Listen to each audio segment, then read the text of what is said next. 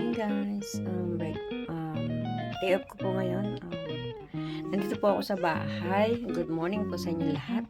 Good vibes. Magbe-breakfast lang po ako ngayon. Then, kagabi po nag-marinate ako ng barbecue. Pero since bawal po mag-ihaw dito sa Japan, fry ko lang po siya. Dry na, kumbaga oil lang siya. Ganun lang po ang way namin dito para mag-ihaw ng barbecue. Pero pwede naman po mag-barbecue sa labas. May mga places na pwedeng mag-barbecue dito. Lalo na pag summer, pumupunta sila sa mga parang bundok, ganun na para barbecue sila, picnic, ganyan, with their friends.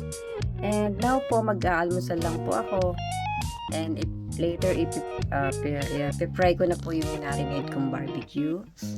Hindi ko na po naipakita sa inyo paano ko ginawa, pero next time, padali na naman mag-barbecue. Anyway, diba kakonti lang naman ang ingredients.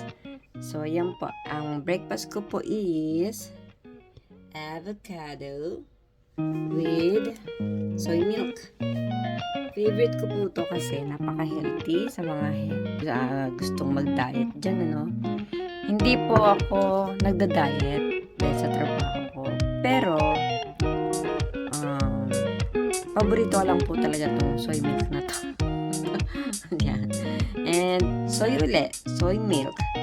Soy milk na plain. And then, meron po akong pinos na eto po, nag-toast po ako ng 2 tinapay. Hindi na po siya masyado mainit. And then, ayan, medyo nasunog sa ilalim. And then, meron po ako nitong cheese whiz. Nakabili po ako sa Don Quijote. Don Quijote, marami nakakaalam dyan sa mga nakarating na rito sa Japan. Maraming nakakaalam ng Don Quijote na yan. So, ayan po ang aking breakfast, almusal. Kamusta na po ang araw nyo ngayon? Sana po ay happy lang tayo. Good vibes. Kahit na medyo minsan merong problema. Pero natural lang po yan. Hanggat buhay ang tao, may problema. Hindi mawawala yan. Pero happy lang.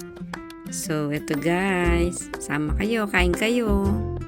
So, ayan guys. Malusal tayo. Hindi na lang pansin yung mga okay namin dyan. Mga underwear na kasama pa guys, napakasarap pa ng almusal ko na ito. Yan, ang favorite ko. Ewan ko ba, kahit araw-araw nyo akong pakainin ng avocado, hindi ako nagsasawa. Pero, syempre, healthy naman ang avocado. Kasi hindi nakakaalam, good cholesterol ang meron ang avocado. Good cholesterol. Kahit kumain kayo ng araw-araw, marami. Isa lang, ganun. Okay na okay po yun sa katawan. And, wala na po akong peanut butter. Hindi ko alam nasa yung camera ko guys. Naduduling na ako eh.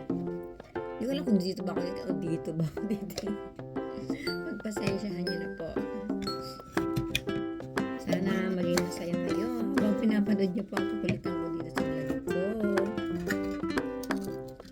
May lalabas ako guys. Naghahanap po ako ng recycle shop. Ang recycle po, ang ibig sabihin po dito sa atin ay ukay-ukay. Sila ang tawag nila. Recycle siya. Kasi yung mga luma, nire-recycle pa nila. Hindi naman. Hindi yung dalang nila. As is, kung halimbawa pinenta ng ganda itsura, yakakaman lang nila.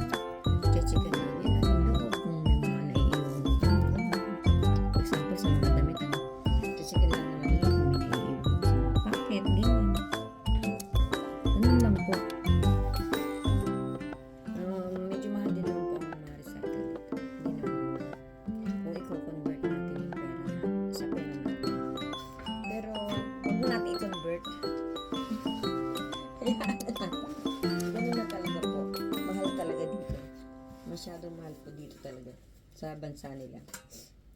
Walang mura dito, guys. Sa mga hindi po nakakaalam, wala pong mura dito. Napakamahal po ng mga bilihin dito, guys. Asan ba yung camera ko? Ayan.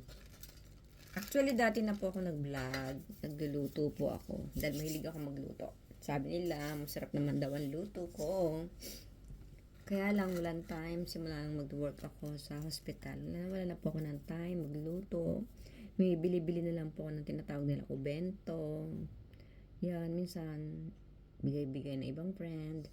Yan guys, so nasunog ko kasi nag-vlog na ako ngayon. Okay lang yan. Kasama sa buhay. Kaya tayo guys.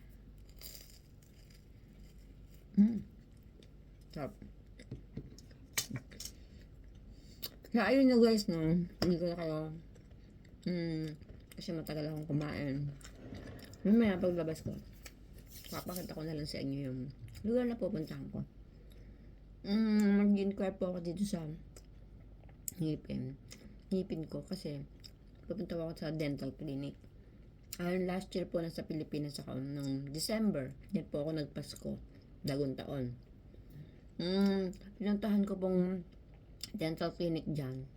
Sabi po permanent pasta ang ginawa sa bagang ko. Ano pa lang po ngayon? April.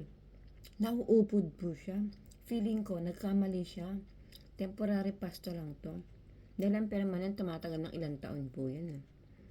So, yun pang pupunta ako sa dental clinic, then mag-i-inquire po ako. Yun po ang konting laboy-laboy na din. So, pag nandun ako guys, mag-video ako. Mag-vlog ako. So, sama ko kayo. Okay?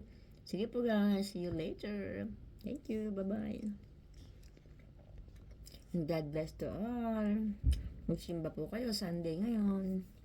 See you later.